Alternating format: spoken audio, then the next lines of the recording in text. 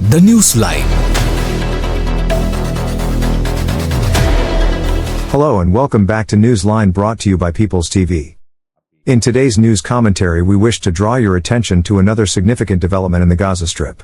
Heavy fighting has broken out between the IDF and Hamas terrorists once again.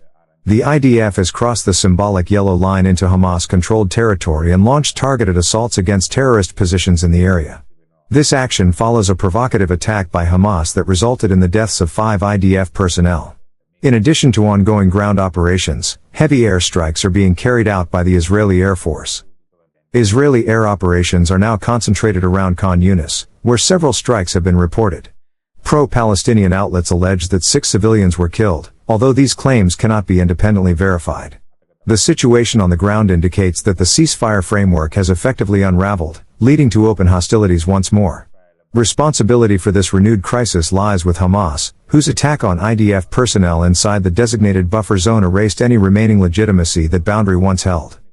The IDF is continuing to clear out remaining militant elements within the zones under its control as Israel prepares long-term plans to restore and develop these areas. Egypt has partnered with Israel in this initiative, which has been designated a green development region aimed at stabilization and reconstruction. There is no certainty that Israeli forces will remain confined to these zones, since Hamas attacks on IDF positions make further incursions entirely possible. Israel has already succeeded in retrieving every Israeli hostage and the bodies of those who were killed, leaving only the remains of a single Thai citizen still held by Hamas. Meanwhile, the Israeli Air Force has carried out a precision operation that resulted in the death of another senior Hamas figure. Details surrounding the strike have not yet been released. Further updates will be provided once additional information becomes available.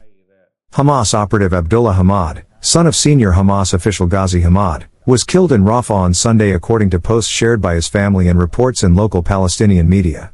The Hamas-affiliated Quds News Network reported that he was among the militants shot by IDF forces while attempting to escape through a tunnel system in Rafah. A family member, identified in the posts as Muhammad Hamad, released a message describing Abdullah's final moments. "My beloved, the light of my heart, Abdullah, has become a martyr. He departed bravely, not fleeing, under siege and in combat in the tunnels of Rafah. He met the Almighty with contentment and faith." Muhammad added in a separate Instagram post that the pain he felt came not from Abdullah's death but from knowing he had endured hunger, thirst, exhaustion, and months of entrapment underground only a few kilometers away, without any way to offer help. Hamas routinely portrays its fallen fighters as martyrs, regardless of whether they die in suicide bombings, stabbings, or in confrontations triggered by their own attacks on Israelis. This narrative is essential for the organization's propaganda machine, which depends on glorifying death in combat to recruit new militants. Ghazi Hamad faces a similar constraint. Public grief over his son's death would undermine the message Hamas tries to project to young Palestinians. Genuine sorrow would signal that the cost of joining the group is unbearably high. He is therefore compelled to present his son's death as an honorable sacrifice and reinforce the martyrdom narrative, even if the reality is far more painful.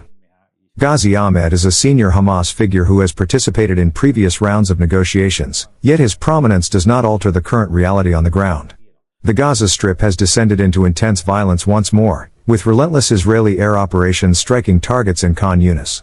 The situation underscores how rapidly the conflict has reignited despite past diplomatic efforts. If this report helped you see the situation on the ground clearly, don't keep it to yourself. Like, share, and subscribe to People's TV, where truth has no agenda, and facts speak louder than spin. Subscribe us for more details.